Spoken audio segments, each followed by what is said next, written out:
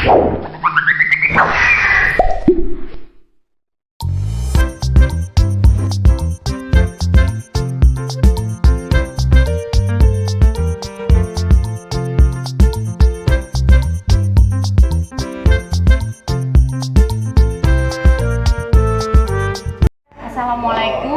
perkenalkan saya CGP Angkatan 10 Mitri Asrina.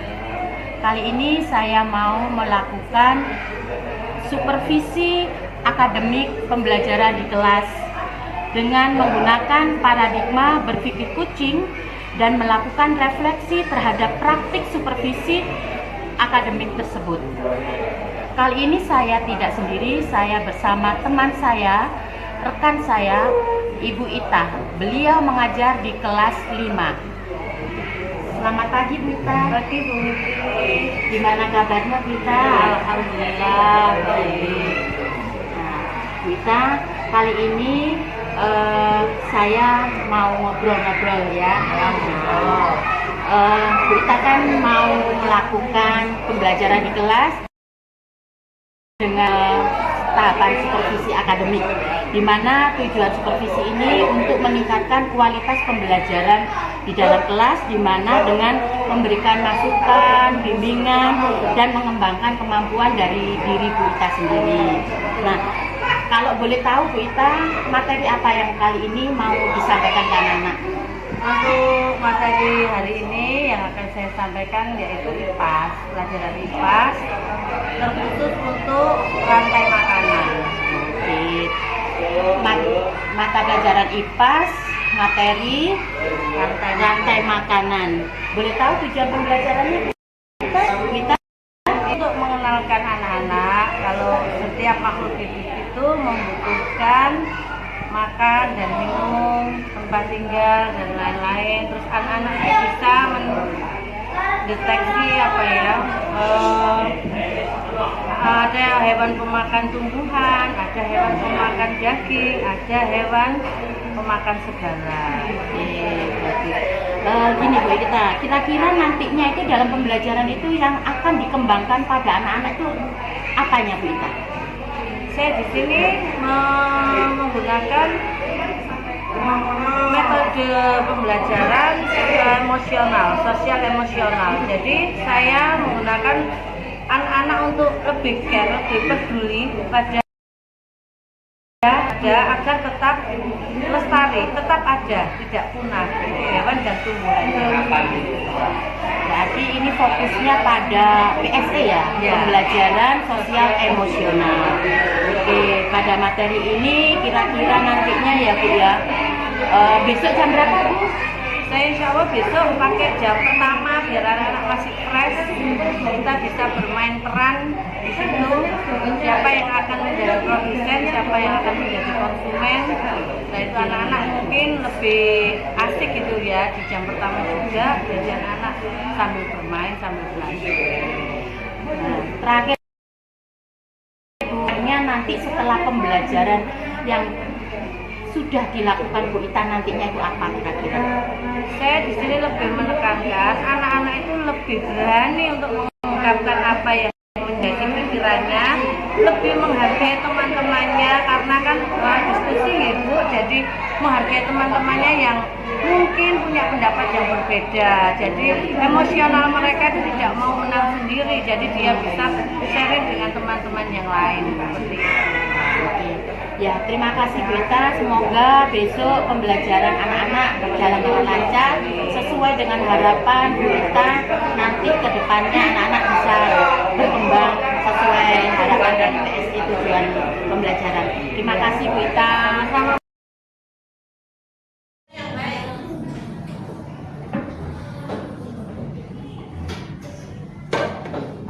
Assalamualaikum warahmatullahi wabarakatuh.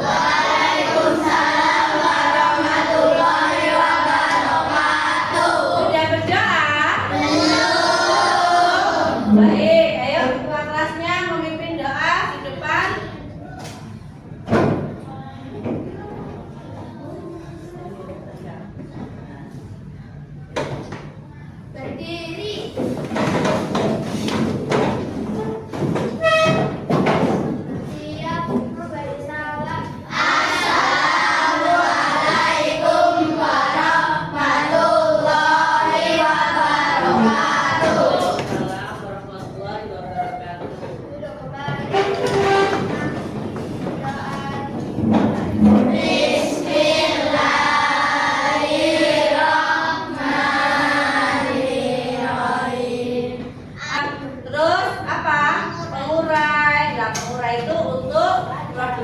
lagi. Siap melihat video pembelajaran hari ini? Siap. Baik.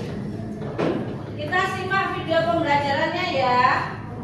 Disimak baik-baik.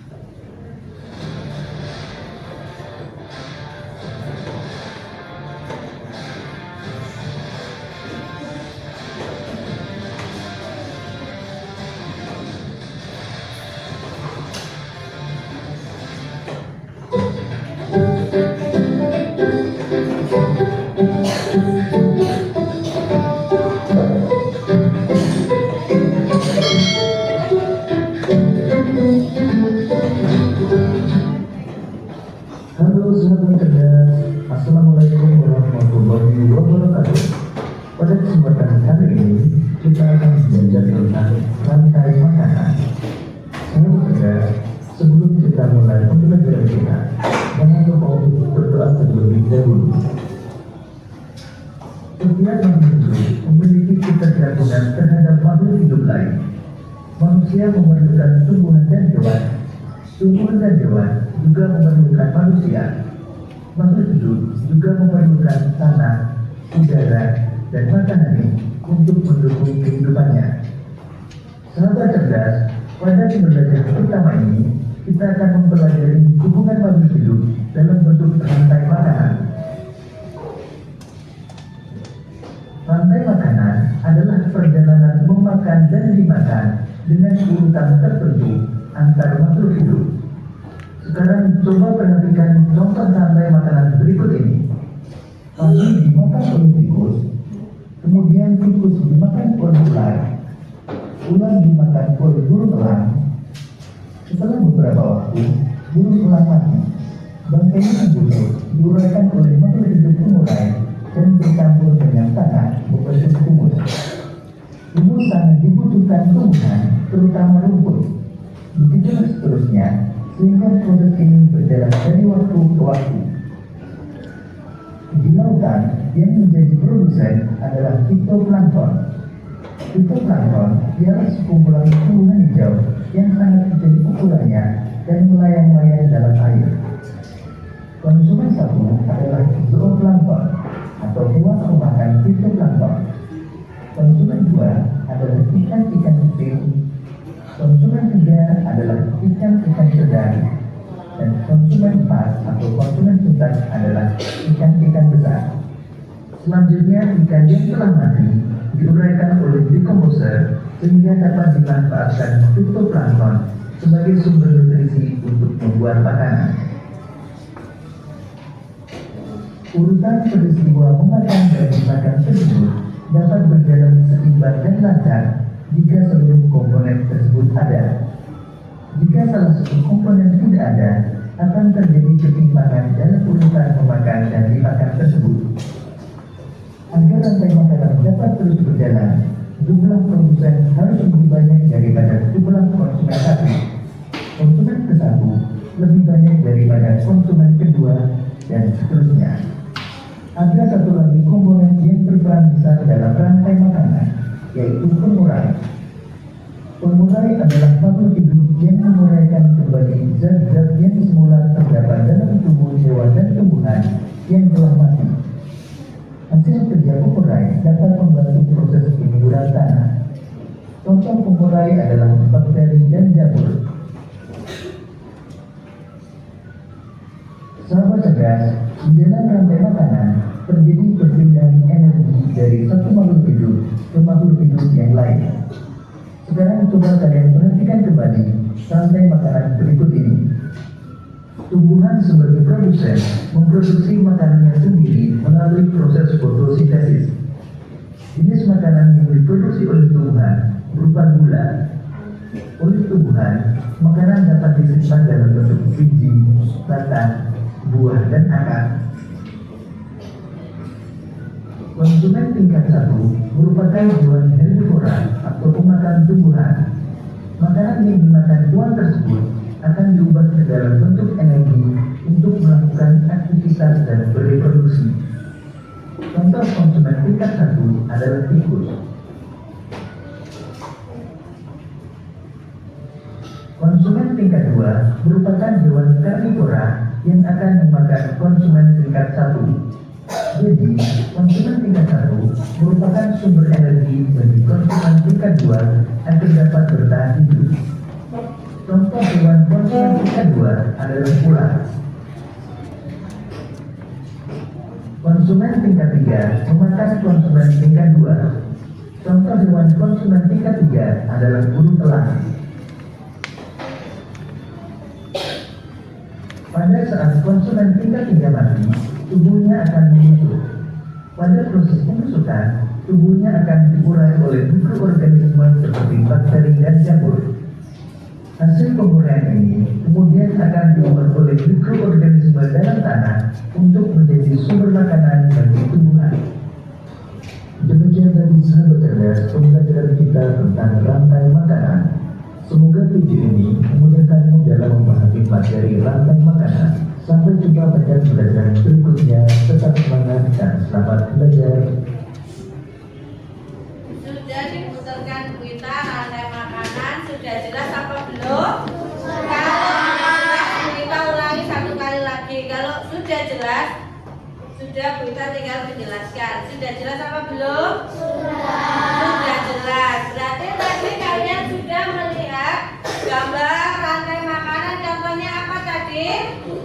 Padi dimakan oleh tikus. Padi sebagai apa? Tikus sebagai satu. Setelah itu dimakan sebagai tingkat 2. Yang selanjutnya yaitu burung elang sebagai apalagi pemakan rumput yang kalian lihat sehari-hari. Itu apa? Nah, terus apa lagi? Sapi, pinter. Jelas yang makan rumput tahu. Kita bisa menemukan sehari-hari. Setelah itu hewan pemakan daging. Jadi dia kesukaannya daging.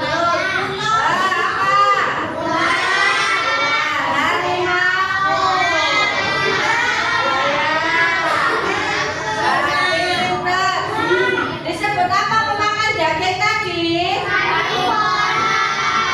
Karnivora. Kalau hewan pemakan segala itu semuanya dimakan. Ya rumput, ya daging, teman sendiri itu dimakan. Disebut apa? Karnivora. Contohnya apa? Apa? Contohnya makan semuanya itu bisa tikus. Tikus itu di rumahmu kan makan semuanya. Ya. Ono sisa makanan ikan tadi malam hilang. Siapa yang ambil? Terus mau ada tahu, mau ada tomat. Kalau di meja rumahnya kemasukan tikus pasti dimakan oleh tikus. Berarti tikus itu pemakan apa? Terus apa lagi? Pemakan segala. Ayam. Masa Bu Ita ayam itu pemakan segala? Coba kalian amati ayam itu kamu taruh. Di situ kamu kasih jagung atau beras. Itu kan tumbuh-tumbuhan ya. Dia akan apa? Makan. Setelah itu di tanah ada cacing atau semut pasti juga dimakan. Berarti ayam itu juga pemakan segala. Dari sini ada yang belum jelas? Tidak. Ada yang belum jelas?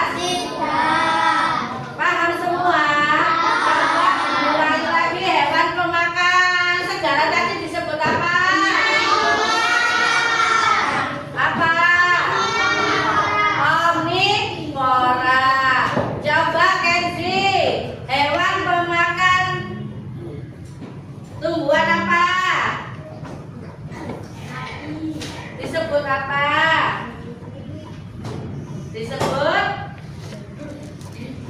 apa? Yang keras teh, laki-laki kok. Soalnya yang keras. Herbivora pinter. Gak usah takut kalau sudah Bu Guru ya, kan sudah jawab aja.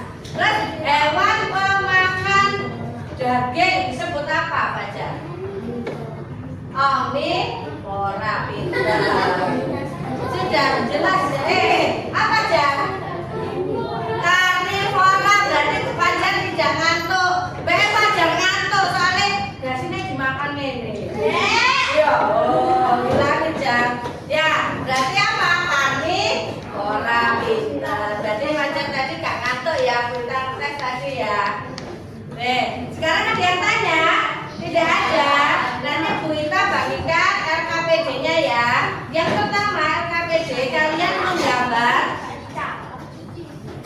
menggambar di buku gambar kalian rantai makanan ya. Yang kedua nanti Bu Ita membuat asesmen penilaian. Yang pertama dulu Bu Ita bagi RKPD-nya.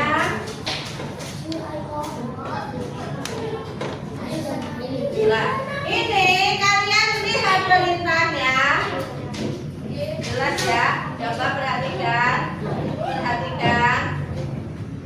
Nah, ini gambar di buku gambar kalian diwarnai yang bagus. Seandainya Bu, saya tidak bawa buku gambar, gambarlah di sini tidak apa-apa.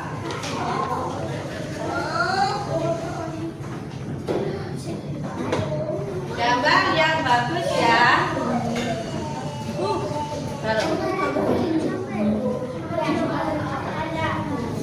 Di situ aja nggak apa-apa, ini tidak ada yang bawa buku gambar. Ini bagus. Ya udah itu aja, belakangnya nggak apa-apa. Iya.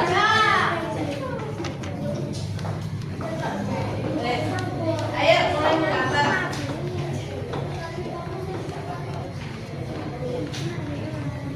Ayo mulai menggambar. Nah.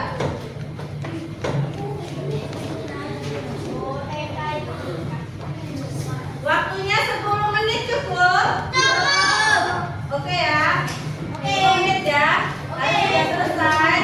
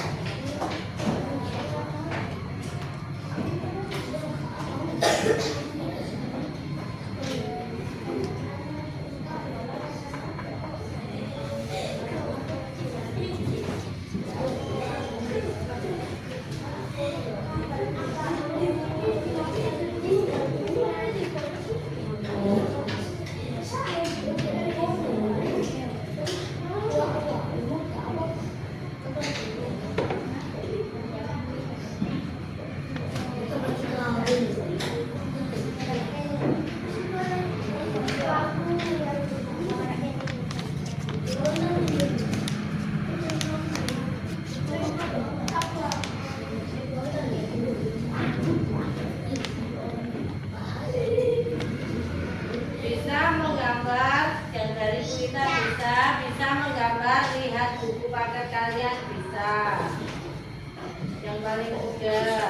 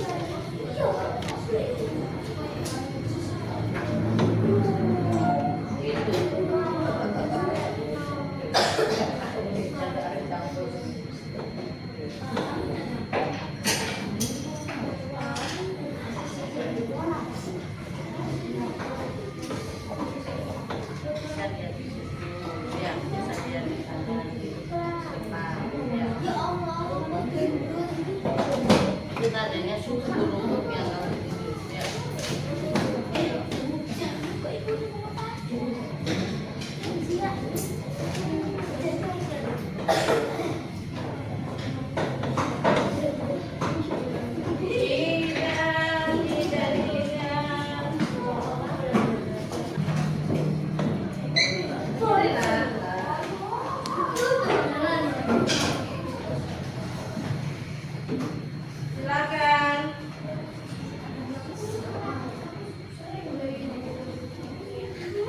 Lanisa, ayo. Dapat buat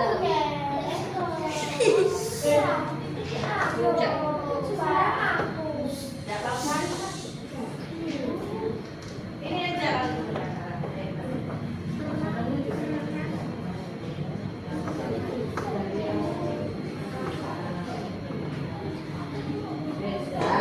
Bisa, ayo, Raka, kelompoknya Raka. Kami dari kelompok 3. Dan Z adalah unsur yang bersatu dalam menjadi tikus, budak, bulan, dan kemudian itu adalah jamur. Beri tepuk tangan kelompok 3.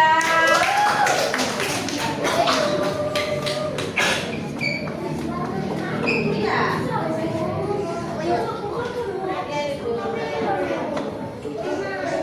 Sudah? Kelompok berapa lagi yang sudah selesai? Ya, ayo. Kelompok 6.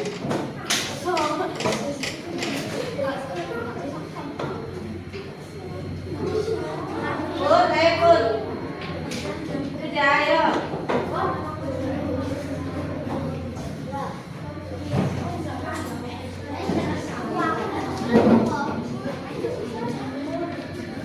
Luruskan di tengah. Nah, perkenalkan.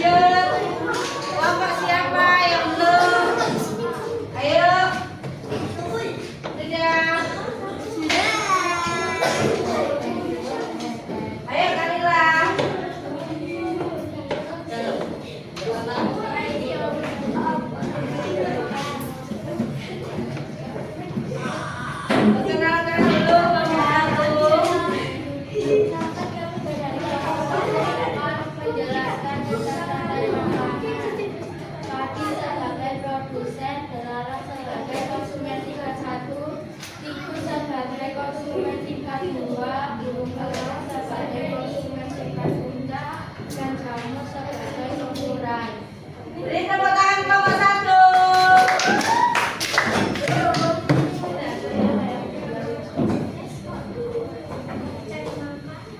Kelompok berapa yang belum?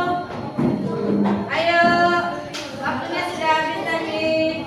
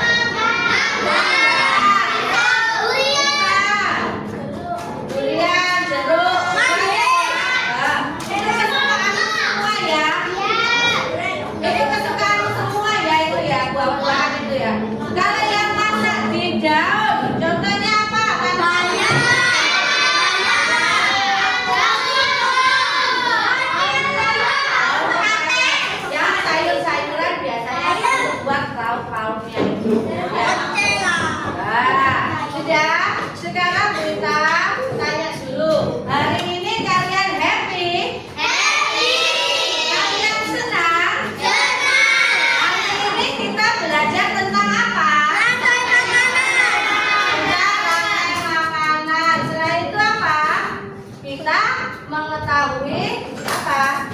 Binatang pemakan tumbuhan, hewan pemakan daging, hewan pemakan darat. Kita mengetahui rantai makanan yang menjadi produsen, yang menjadi konsumen, yang menjadi pengurai, konsumen puncak itu apa saja.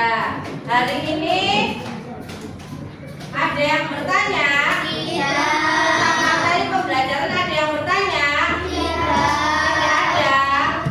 Bu Ita mengingatkan kembali, siswa, pelajar itu tugasnya belajar. Jadi setiap malam harus selalu belajar. Bu Ita akhiri ya. Sampai di sini materi rantai makanan. Sebelum kita tutup, Bu Ita tanya dulu. Bu Ita tanya dulu ya. Masih ingat apa sudah lupa? Yang lain diam, Bu Ita menunjuk karena tadi sudah dijawab sama-sama. Sekarang Bu Ita tunjuk.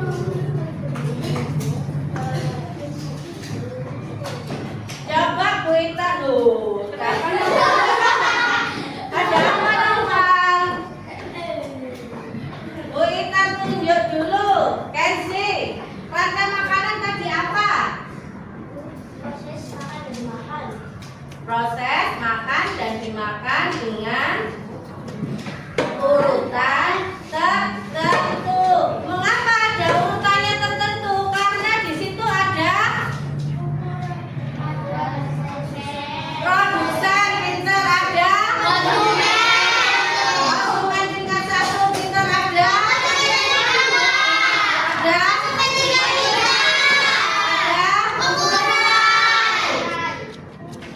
ada puncak, ada pengurai. Itu namanya dengan urutan tertentu. Jadi makanya makan dan dimakan dengan urutan tertentu supaya tumbuhan itu tetap subur. Ya, produsennya itu harus lebih banyak daripada apa? Konsumen tingkat 1. Supaya konsumen tetap ada, tingkat 1 itu harus lebih banyak dari konsumen tingkat 2. Dan seterusnya. Nah, ini produsen tadi apa produsen tadi? Tumbuhan. Dengan tidak ada tumbuhan bisa ada rantai makanan? Tumbuhan ini supaya tetap ada dan tetap subur harus diapakan? Disiram, pinter. Terus apa lagi? Dirawat. Boleh ditebang sembarangan? Tidak boleh. Jadi harus tetap disiram, dirawat supaya tetap apa? Subur. Nah, kalau subur maka akan ada rantai makanan berikutnya. Kalau ini produsennya mati, maka semuanya mati. Tidak ada rantai makanan karena yang membuat makanan ini mati. Nah, makanya kita harus tetap menjaga apa? Ekosistem kelestarian apa? Alam, terutama tumbuhan, hewan, supaya tidak punah, supaya tetap ada. Ya, dari sini Bu Ita tadi sudah bertanya ya, berarti kalian masih menyimpan memori yang dari awal sampai selesai ini. Nah, sekarang Bu Ita tutup ya, sudah tidak ada yang bertanya ya. Kita tutup. Sebelum menutup pembelajaran ini, kita berdoa sama-sama dulu supaya ilmu yang kita dapat bermanfaat. Amin. Ayo ketua kelasnya menyiapkan.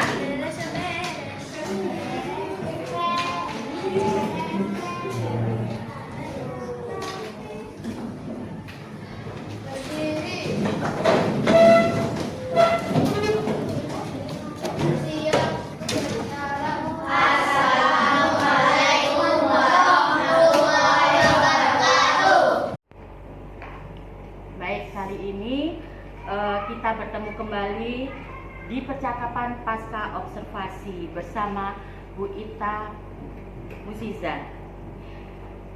Bagaimana kabarnya Bu Ita? Alhamdulillah baik. Ya, kita ngobrol-ngobrol lagi ya Bu Ita ya. Nah, kali ini kita akan melaksanakan percakapan pasca observasi, di mana sebelumnya kita sudah melaksanakan kegiatan pra-observasi, proses observasi di dalam kelas selama 2 jam pembelajaran. Bagaimana perasaan Bu Ita ketika melaksanakan kegiatan pembelajaran di dalam kelas, Bu Ita?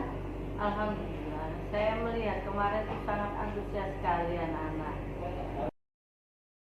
Gunakan kemarin secara emosional dengan model